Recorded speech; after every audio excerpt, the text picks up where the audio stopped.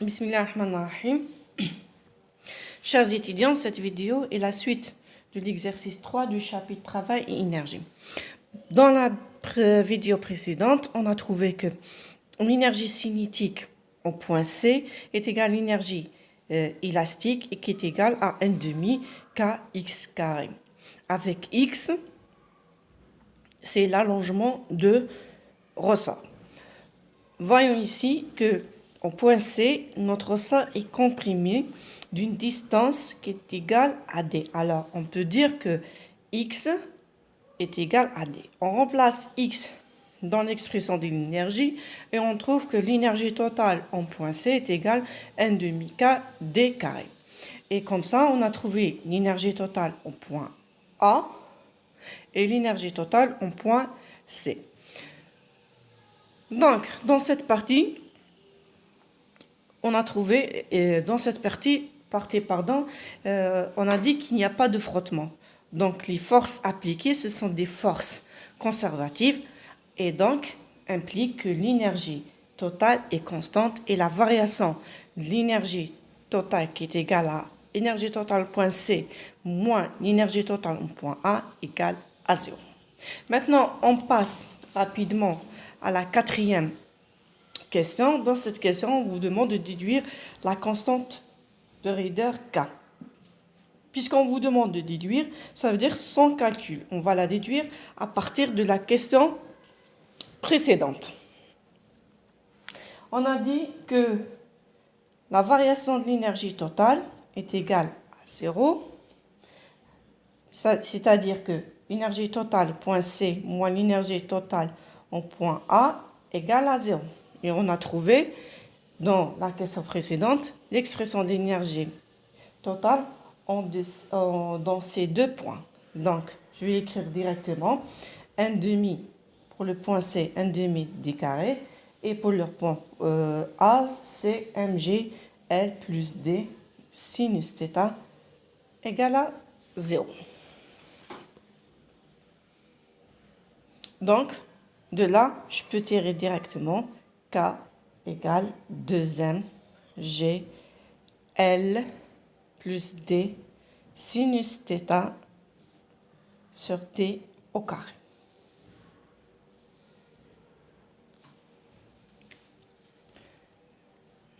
J'espère que c'est clair. Vous arrivez à voir. Donc, maintenant, la cinquième question. Dans cette question, on vous dit, voilà l'énoncé, si maintenant le contact entre le corps et le plan incliné est caractérisé par un coefficient de frottement μg, c'est-à-dire, cette fois-ci, les frottements ne sont pas négligeables.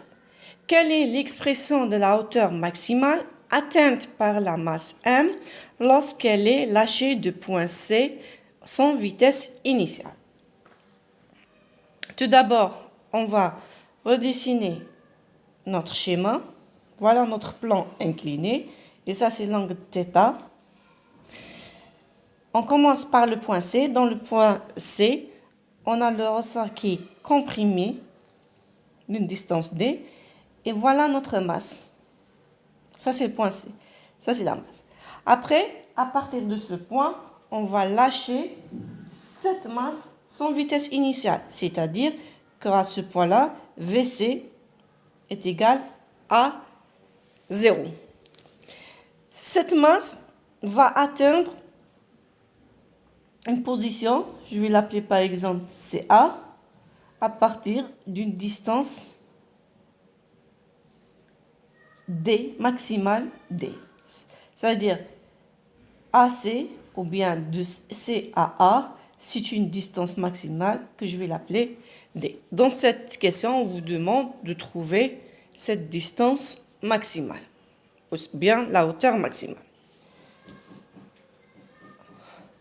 Alors, dans cette partie, on dit qu'il y a un coefficient de frottement μg. Donc, on comprend qu'il y a des frottements.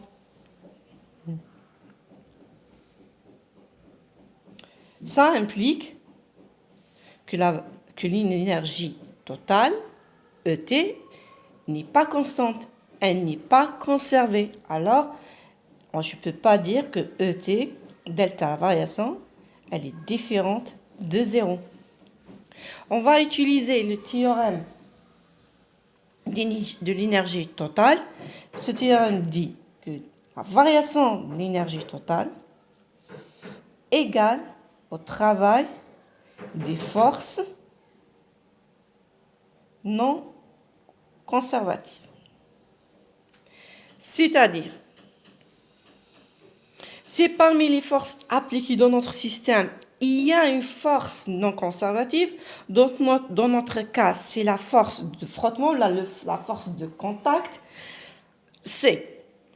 Alors, la variation de l'énergie totale égale au travail de cette force. Dans notre cas, cette force est C. Je vais vous montrer ça sur un schéma.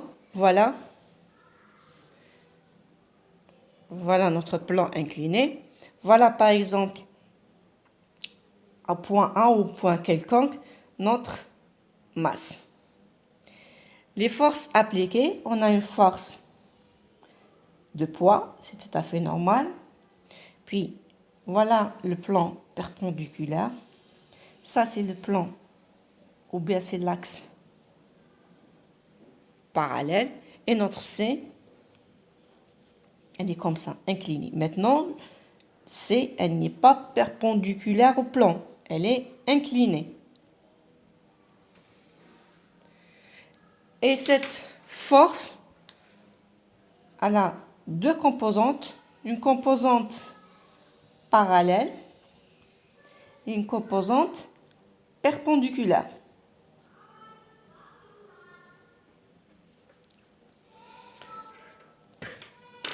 Donc, si on cherche le travail de cette force, C, ce travail est égal au travail de la composante perpendiculaire plus au travail de la composante parallèle. Or, le travail de la composante perpendiculaire, puisque ici perpendiculaire, elle est perpendiculaire au déplacement. Voilà le déplacement. Le déplacement, il est selon l'axe des X ou bien c'est l'axe parallèle au plan incliné. Et vous savez qu'une force perpendiculaire au déplacement, son travail est nul. Alors, je vais annuler ce terme. Il me reste le travail de C, ce n'est rien que le travail de la composante perpendiculaire. Parallèle, pardon. Donc, on va chercher c'est égal à quoi ce travail? Égal à l'intégrale de C à A de la composante parallèle scalaire de vecteur déplacement. Et vous savez, dans la première question, on a trouvé que dl est égal à dxi. On a vu ça dans la première question parce que le déplacement se fait selon l'axe x, l'axe qui est parallèle au plan. Et la force, ou la composante parallèle, égale à moins c parallèle I. C'est le module de cette force fois I. Regardez, d'après le schéma qui se trouve là, voilà le mouvement, il est dans ce sens, où la composante parallèle, elle est dans le sens opposé. Donc, C est égal moins le module de C parallèle fois I.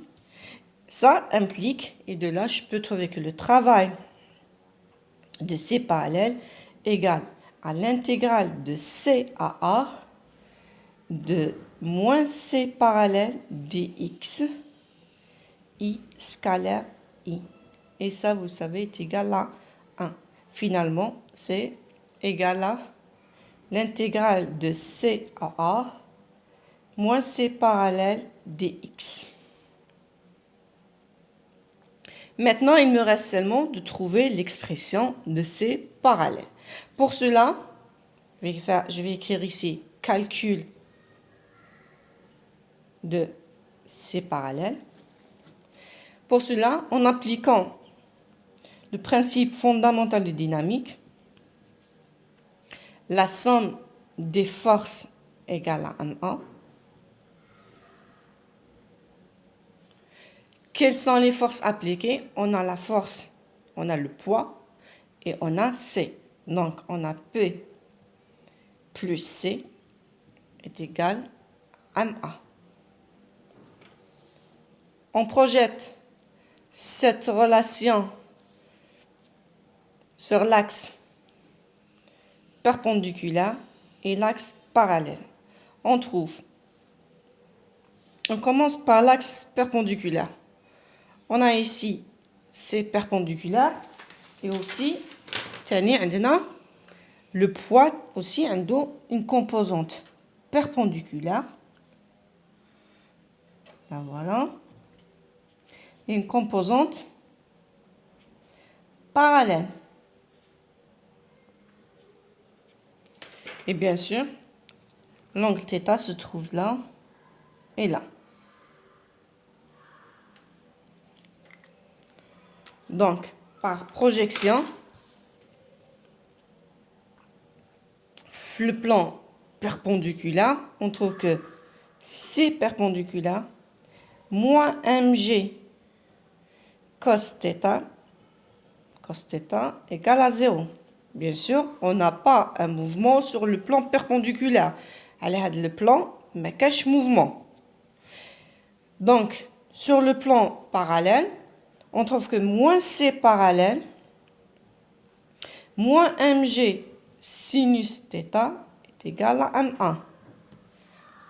Et bien sûr, voilà, C et P sont dans le même sens, donc اتجاه واحد وعكس اتجاه الحركة أو opposé au mouvement.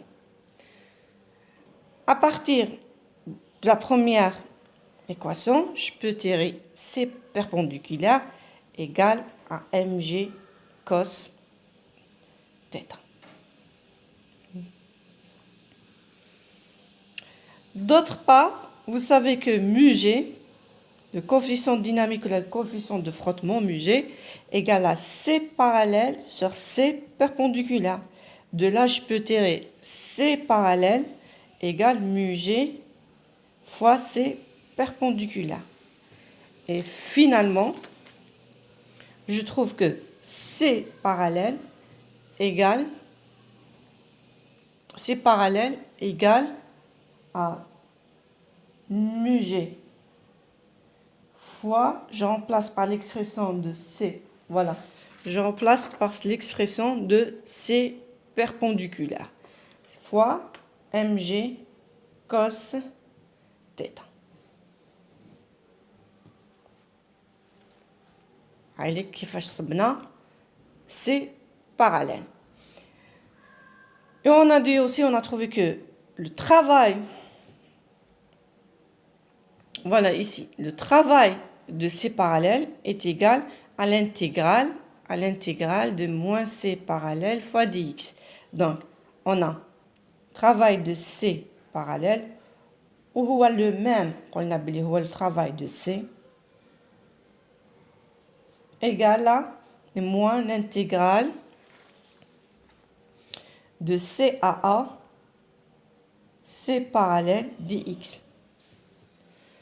Non, je remplace seulement par l'expression de C, C à A, μg, mg, cos θ dx. Le travail de C égale, ça c'est constant, ça c'est constant, ça c'est constant, tout ça est constant, je peux le faire sortir de l'intégrale, c'est constant, et ça c'est constant par rapport à dx. De toute façon, tout est constant. Alors c'est μg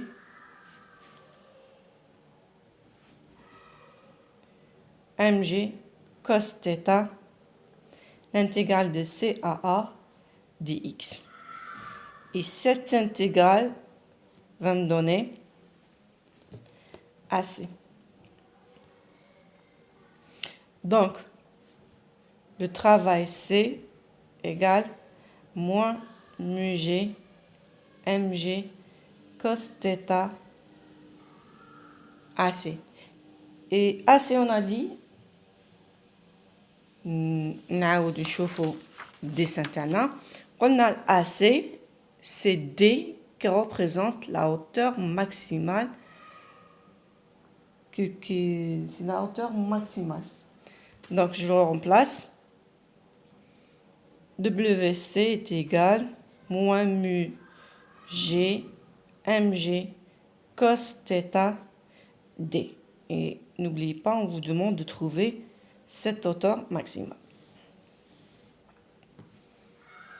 Voilà comment je trouve le travail. Je l'ai fait en détail comme ça.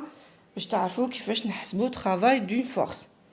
Maintenant, au début de cette question, on a dit que delta ET est égal au travail de C. Et j'écris delta ET, la variation de l'énergie totale, est égale au travail de C, force de contact, qui est égal à moins mu G mg cos θ D. Or, on sait que delta ET, c'est quoi? C'est E total le point C moins E total au point A égale moins mu G mg cos θ fois D. Alors, or, les énergies au point C et A, حسبناهم في la question précédente ou bien la troisième question. Alors, ما نعاودهاش, نكتب directement qu'est-ce qu'on a trouvé. On a trouvé le point C, l'énergie est égale à m demi k d carré. Moi, le point A, c'est mg. Voilà, قدامي هنا.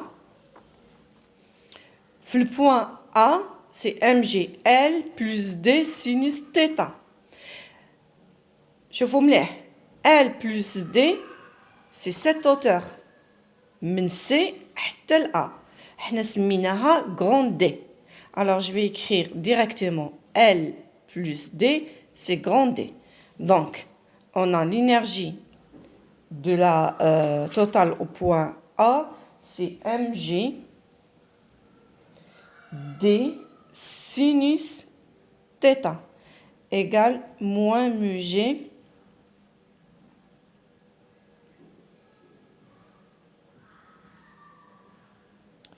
cos θ fois D.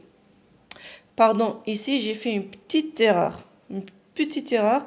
Ici, delta ET, c'est C au point A, c'est le final, c'est l'énergie au point final, parce que c'est le contraire, نبداو من C ونروحوا لل A. Moins l'énergie au point C. Alors, je vais tout inverser. Je vais inverser, c'est tout. Alors, l'énergie au point A, c'est mg. Bon, je vais effacer ça. C'est mg d sinus θ moins le point C, c'est 1 demi kd. C'est l'énergie élastique. Égale à moins mu G mg cos θ fois D. نجيب هاد le terme maintenant ونجيب هاد le terme de l'autre côté. Alors, تولينا mg d fois sinus θ كي نجيب هذا من لهنا يرجع لي plus mu G cos θ égale 1 demi k d carré. Et de là, je peux tirer directement D. D égale k d carré sur 2 fois mg sinus θ plus mu g cos θ. Et finalement, voilà comment on trouve la hauteur maximale en fonction de θ et k, en fonction de θ, k et d. C'est la fin de cet exercice. À la prochaine vidéo, Inch'Allah.